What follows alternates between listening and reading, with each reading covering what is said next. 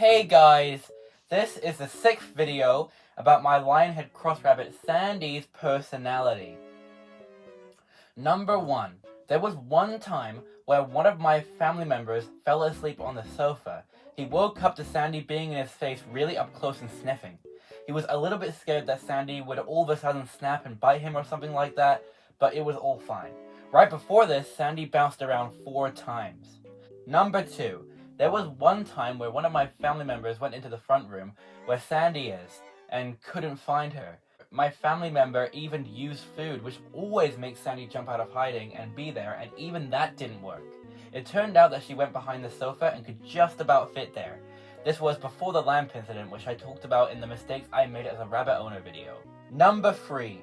Sandy will often wait at the gate, knowing that she can't get through with our approval most of the time. Number 4. Sandy has recently developed a new unpredictable habit, which is opening the gate with her paw. She always tries to find ways to get past the gate. She has tried to dash through the gate on multiple occasions.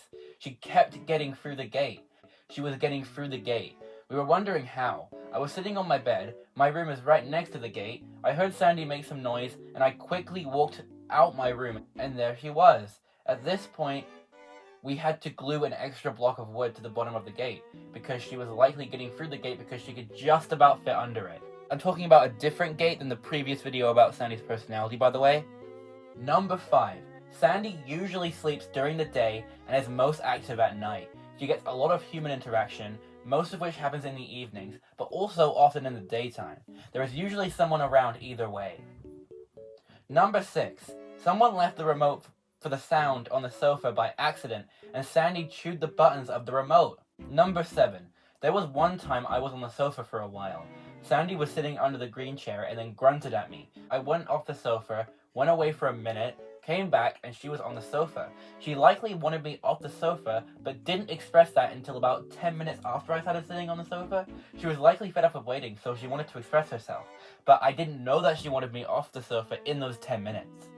Number 8. Biting. We got Sandy in June of 2020, and between June of 2020 and September of 2022, Sandy had only bit us a couple of times. However, starting from September 2022 and the following weeks, her biting became very frequent. Often I will be scared to go on the sofa if I'm not distracting her by petting her, and even then she could snap at any time unexpectedly. When she first bit me, sometime in the summer of 2020, I was the only one in the room. It was on the sofa and the room was completely dark. I went to reach my pocket to get my iPod and she unexpectedly bit me. It was so painful that my hand was actually bleeding. One time in September of 2022, I was petting her and I accidentally pet her chin, and then she bit me out of nowhere. In late 2020, before Sandy bit us often, I kept tickling her chin. She tolerated this for a while, but eventually snapped, as in she got angry and bit me. Number 9. If you go on the sofa and you are not asleep, Sandy will usually tolerate you for a little while, about 10 minutes, and start to not only nip, but dig into people. She often tries to dig into the sofa. Number 10. If you fall asleep on the sofa, sometimes Sandy will chin you.